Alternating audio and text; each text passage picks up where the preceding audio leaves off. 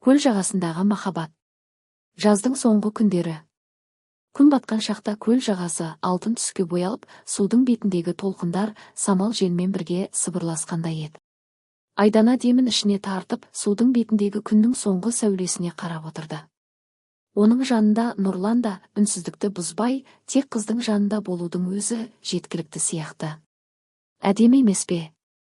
Деді Айдана сыбырлай. Сен одан да әдемісің деп жауап қатты Нұрлан, оның қолынан ақырын ұстап.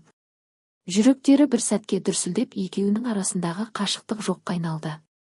Толқындар жағалауды ұрған сайын, олардың үнсіздігі құпия сырға тола түсті. Айдана алғашында қысылып көзін төмен салды. Бірақ Нұрланның жанарындағы шынайылық оған батылдық берді. Олар баяу құшақтасты.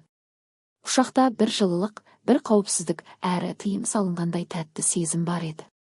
Көлдің үстінен шыққан ай сәулесі екеуінің жүзін айқындап, табиғаттың өзі сол сәтті мәңгіге тоқтатқандай болды. Бұл түн олардың жүрегінде сақталып қалатын сырлы түн еді. Екеуі де бұл кездесуді ешкімге айтпайтынын білгенмен, жүректері үндемей-ақ бәрін жеткізіп тұрды. Ай тынық көлдің үстінен көтерілген сайын, екеуінің арасындағы үнсіздік барған сайын күшейді. Жағалаудағы қамыстар сыбырлап, түнгі самал олардың құшағын тербеткендей еді. Нұрлан Айдананың қолын қыса түсіп, кейде сөз айтудың қажеті жоқ. Сен қазір бәрін сезіп тұрсың, иә, деді. Айдана басын изеді.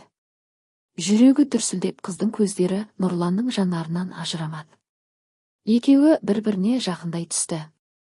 Қолдары тоғысып, тыныстары араласты. Сол сәтте олар үшін дүние тоқтап қалғандай болды. Көлдің үстінде айдың сәулесі, ал жүректерінде бұрын соңды болмаған ыстық сезім биледі.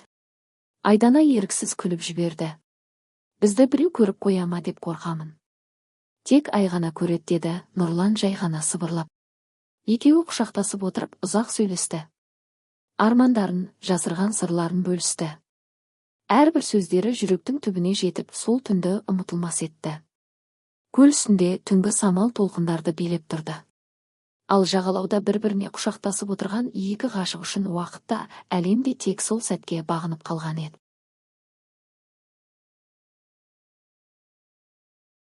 Айдана мен Нұрланның құпия кездесулері жиілей берді. Көл жағасы олардың махаббатына куә болып, әр түнді сыбырмен жасырып тұрғандай еді. Бірақ құпия ұзаққа созылмайтыны белгілі. Бір күні олар кездесіп отырған кезде, алыстан әлдекімнің көлеңкесі көрінді. Айдана шошып, Нұрланның қолын қаттырақ қысты. Біреу бізді көріп қойған жоқ па? Деді ол сыбырлап. Сабыр ет, деді Нұрлан, бірақ оның өзі де алаңдай бастады. Келесі күні Айдана ауылдастарының сыбырын естіді. Көл жағасында кешке біреулерді көргендер бар дейді.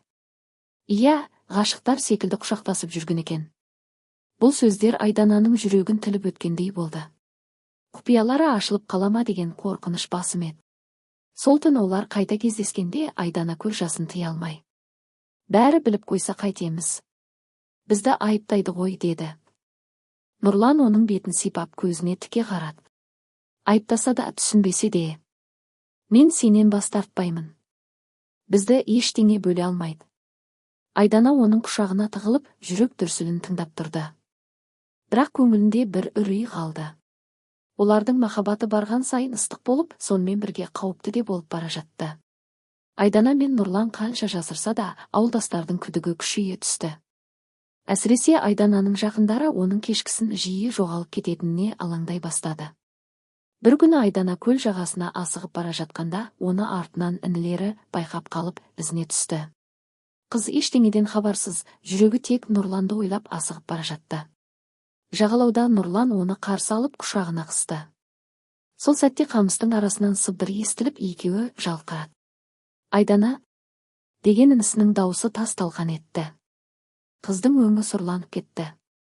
Ал Нұрлан бір сәтке не істерін білмей, сілейіп тұрды.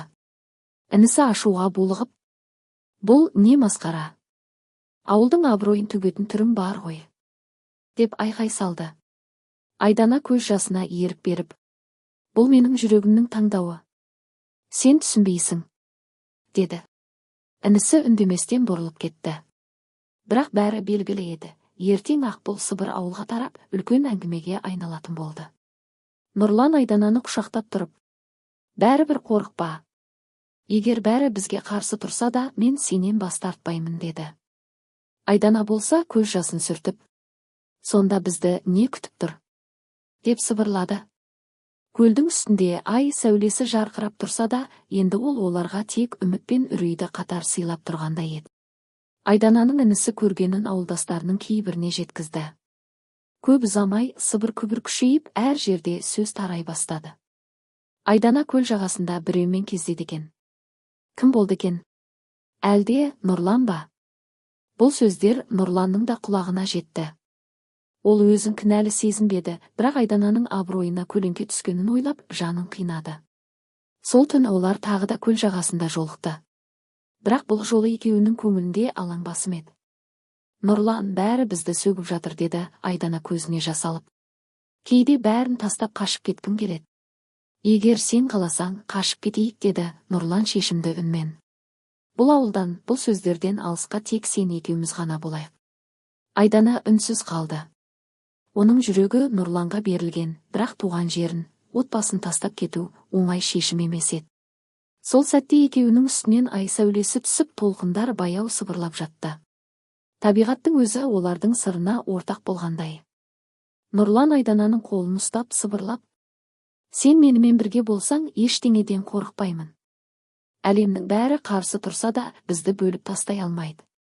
Айдана көзін жұмып, оның құшағына тығылды.